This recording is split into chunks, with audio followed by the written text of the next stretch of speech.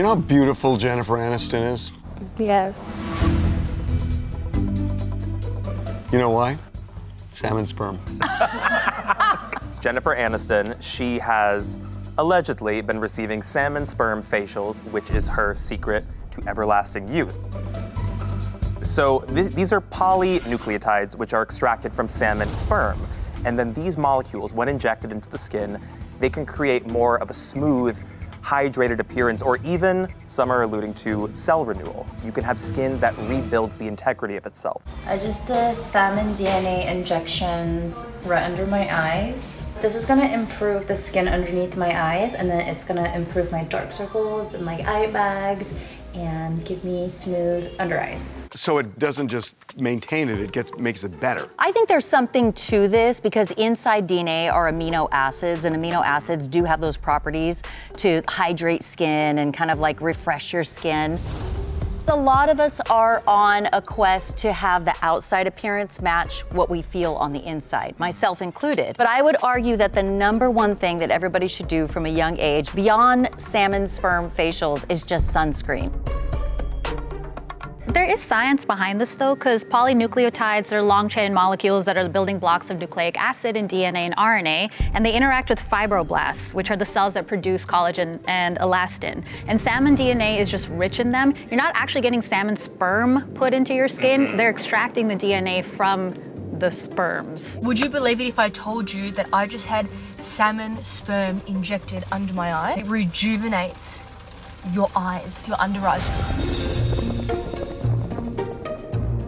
This isn't necessarily the most salacious form of like a skincare treatment. Like we've seen the vampire facial with your own blood being injected back into your face. Yeah, let's talk about that. Kim Kardashian did it, right? You take platelet-rich blood and make a mask out of it. She's also doing salmon sperm. I got salmon sperm facial with salmon sperm injected into my face. But I guess the question that it poses is, have we gone too far? Are we trying to reject aging to a point where we are blurring the line? It's not rejecting aging. Everybody presumably wants to live long, but they don't necessarily want to look like they've lived that long. I think that's a Western thing though as well. Like let people age to a certain point. I think we've all seen, especially in Los Angeles, it's gone too far sometimes where everybody almost is starting to look the same because they have the same surgeries. As far as it being a scam and as far as things going too far, I mean, I can agree with that considering these facials start at $500. I mean, there was a Portuguese study done, and it was a study of about 260 women between the ages of 25 to 64, and they all use anti-aging products. And what they realized that there is a positive correlation between face firming cosmetics and self-esteem, and then there's a direct correlation between decreased self-esteem and the standard of beauty set by Western society and Western culture. The reality is, when it comes to the West, to be young, to look youthful is to be beautiful and nothing else, unfortunately. Look, we all know people are doing this. This is a multi-billion-dollar business. Sure. The question is, if eating salmon is good, just think about injecting it. Everyone's been talking about the salmon DNA treatment. But how much sperm does a salmon have? When they fertilize a whole, what they call a bed of eggs on the bottom of a river, it's a lot. I think there is something to this. I myself would totally try it if I see that it's shown some effectiveness. Now, if I have to pay $500 4 times a year, maybe not. But the more exclusive it is, though, give me a week, I'll come up with something, and I'll make millions, because I think the more bizarre it is, the more kind of elite it is. I think you hit the nail on the head. It's about exclusivity. It seems like there's a new ideal face type, a new ideal body type every 3 to 4 years.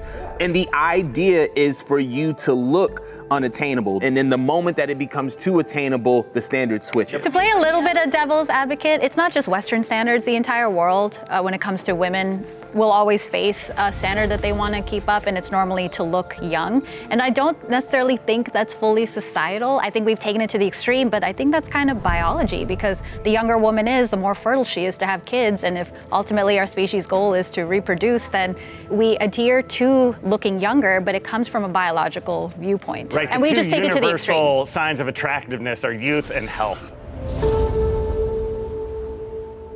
How do they extract the sperm from a salmon? Is it post-mortem? I mean, it'd have to be alive. Yeah. But does it kill them when you do it? They harvest eggs from salmon, so I imagine they similarly will harvest the sperm from the salmon when they're artificially reproducing them for hatcheries. I imagine it's the same process. They can produce sperm over and over again, so why would you have an interest in killing it? It's probably why it's pricey though, because it's not easy to get.